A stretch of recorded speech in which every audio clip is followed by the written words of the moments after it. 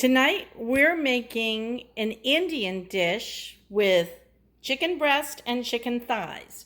This is called chicken tikka masala. And I know you've all heard of this and maybe even love this dish already. We're going to show you how easy this comes together. The first thing that we need to do is cube up our chicken and get it marinating in a little bit of this Greek yogurt. So we're going to do that and just put it in a plastic bag and drop it in the fridge while we get everything else prepared. We trimmed all the fat off of the chicken breast and thighs, and we decided to only use 1.5 of our chicken breasts, and the reason is they were quite large. So you can see here the quantity of the meat, and in our case it was 2 thighs to 1.5 breasts. But if your breasts were small, you could certainly use the 2 breasts in there as well. And some people don't like thighs in it. You could just use all the breast meat. It's entirely up to you. We think the thigh meat adds more flavor. So let's go ahead and get this marinating in our little baggie that we're going to use here today. You could also use a bowl if you're being very conscientious about plastics. So either one is fine. What we're going to marinate the chicken in is some of our spices, some of the dry spices, and the yogurt. And again, it only needs to be in there for about 15 minutes. Now that we've got our chicken in the bag, let's go ahead and add first a little bit of kosher salt. I always like adding a little bit of salt to the meat. Let's go ahead and get in a little bit of this turmeric. Let's put in some garam masala. And I'll give you amounts and everything, but I'm not really measuring right now because I'm just kind of guesstimating. This is a marinade.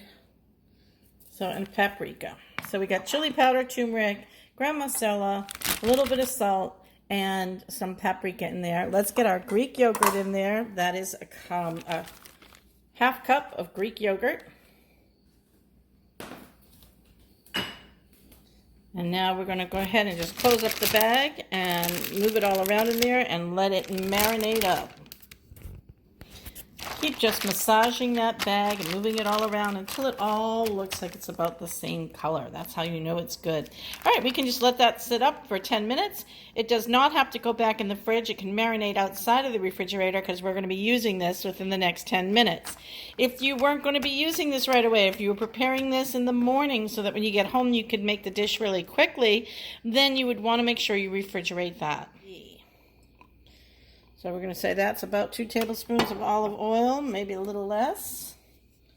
And let's see if we can get our ghee in there. Let that come up to temp, and then we can go ahead and cook our chicken in that mixture. We know our pan is hot because we have some water popping in the bottom, so we can go ahead and get our chicken added right in. All right, we're going to let that cook for just about 6 or 7 minutes, and then we'll turn it and get it nice and brown. Make sure it's cooked all the way through. All right, you can see our chicken is browning. We've taken the temp on some of it, and it's coming up really nicely. We're going to go ahead and pull this out and put this into a separate dish and leave all that lovely ghee and oil behind, olive oil behind, and cook our onions and everything up in that same pot.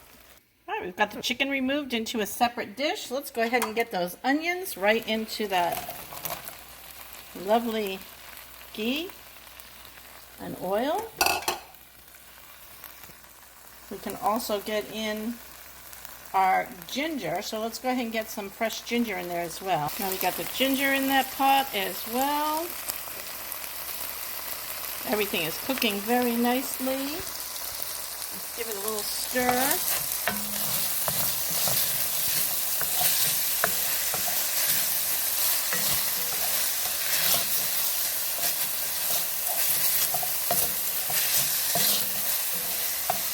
In a minute, we're going to get that garlic and the rest of our spices in there.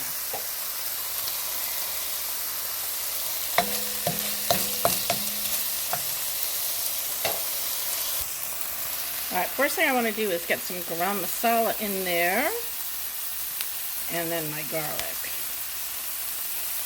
And again, the measurements will be on the website. And tomatoes in. All right. Now, in the recipe, that's my daughter's recipe, she calls for tomato paste. I don't think we're going to need it. I think this is going to be fine just the way that it is. So we're going to make it without it and see what the difference is. Look how beautiful this is. See, there's our sauce coming right along. I'm going to go ahead and pop those mushrooms in. And then we're going to put the chicken back in, and then we're going to let this all cook together. At the very end, we'll add in our cream and our yogurt. All right, there's the chicken added back in. Let's get that all mixed in. And while this is cooking, we're going to go ahead and make some white rice to serve this over. So right now, we're just going to let that cook and all those flavors come together. We'll be back. While this is cooking, let's go ahead and add that little bit of brown sugar in there. Seems like as good a time as any to add it. And then we're going to give this a little taste in just a couple of minutes and see how it's coming along, see if it needs anything else, any salt or anything. All right, so we've had this covered for a few minutes. It's starting to boil a little bit. Let's just go ahead and give it a little taste and see where we're at with the sauce. Lots of flavor. Could use a little more heat, so let's go ahead and put some more cashmere chili in there.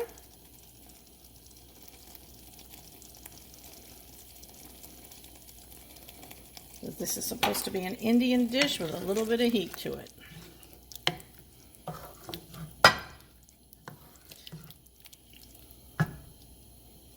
Okay. Let's get a fresh spoon and try that again.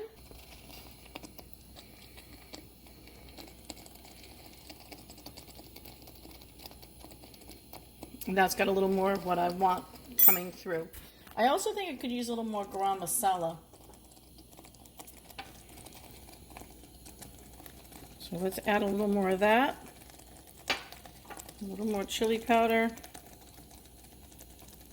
Maybe even a hint of salt. You can see here our dish. Looks lovely. It smells fantastic. All we need to do now is get a little bit of cream in there. And a scoop of yogurt. Maybe 2 scoops.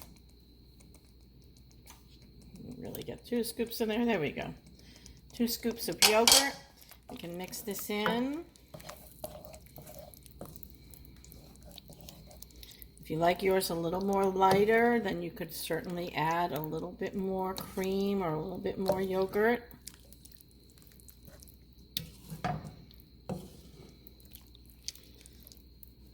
Thinking just a dollop more cream will be nice in this. There we go.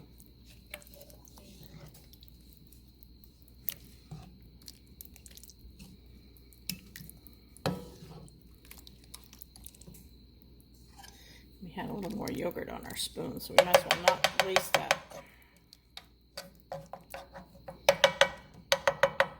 There we go.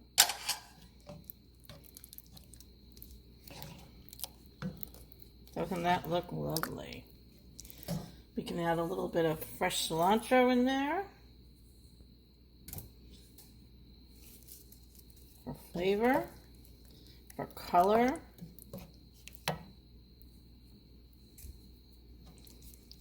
I'll save just a little bit of that cilantro for our plating. Let's go ahead and give it a little taste